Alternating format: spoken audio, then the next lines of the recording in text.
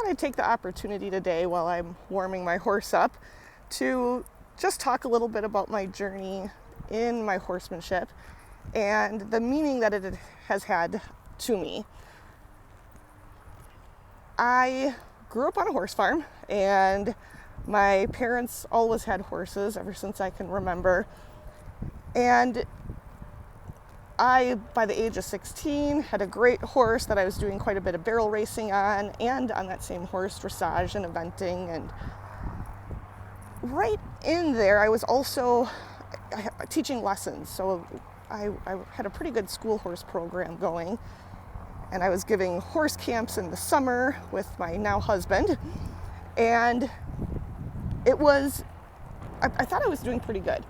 And my horses, I thought, were pretty good. And then I had a thoroughbred that came into my life, and he was unstarted and a little bit difficult, but a good horse overall.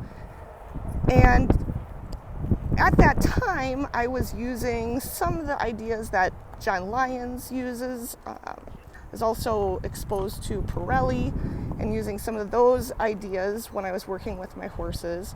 And I was getting good results. My barrel horse, eventually, probably when I was 16 or 17, I was riding him bridleless, and I could do flying lead changes and jumps and do all sorts of fun stuff bridleless on him. So I thought I was doing pretty good. So fast forward, maybe I was 17 or 18, I was taking a clinic with a gal that my parents had to the farm, and we were just working on the ground. And this thoroughbred that I was working with and training, who is now started under saddle and I thought doing reasonably well, we were working on just directing the horse's focus. And it was not a new concept to me, but it was a concept that I didn't quite understand in the depth. We're going up a hill here, he wants to trot. I didn't quite understand in the depth that I now understand.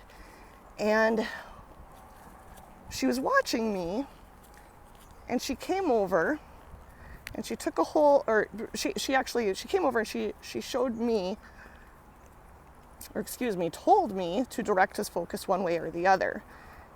And so I did it, and it wasn't great. He didn't follow my feel all that well.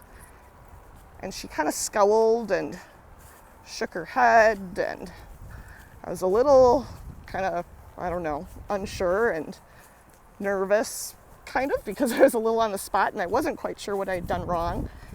And she then took a hold of my horse and she said, "You saw what happened, right?" I said, "Well, yeah, I saw what happened." And she took a hold of my horse and did a couple really little things.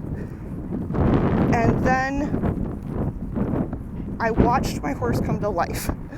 His ears perked up on her, his complete expression changed, his eye got really bright, and she said, "This is what I'm looking for." I thought, okay, easy. And she handed the lead rope back to me, and she said, "Now you do it." And I watched the same response that I had gotten previously, where I took my horse's attention and I wanted to direct it to the right, let's say, and his eyes kind of glazed over. He got a dead expression in his face, and he did not perk up on me or anything close to what she had. And then I got it, and I was pretty humbled, because although I was good at training my horses, it was not what I wanted. It was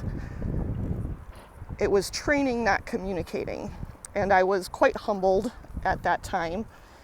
And I was super embarrassed because I had a high level of respect for this lady.